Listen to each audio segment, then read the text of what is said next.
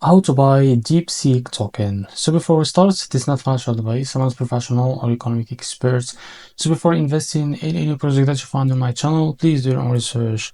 So as you can see, before going and buy this token, make sure to check the DeepSeek account and keep following the updates about this token. So as you can see, this token is available on the screener. It's released 14 hours ago. So it's increased by 2000% in the last 24 hours, and the liquidity here unlocked by 99%. It's good. That's many investment in the same place.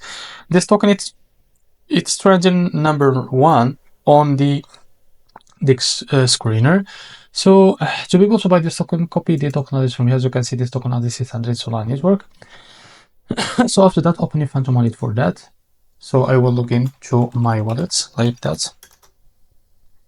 Click on swap here. Make sure you have enough Solana on your wallet, of course. Click here and paste the token address. So as you can see, this is our token. Click on it. So here type how much you want to buy. So here you will be able to see how much you receive of that token. After that, select the provider, for example, Jupiter, and make sure to read all of that information here. After that, click on swap, and you will be able to redirect to the Jupiter provider page to be able to buy this token.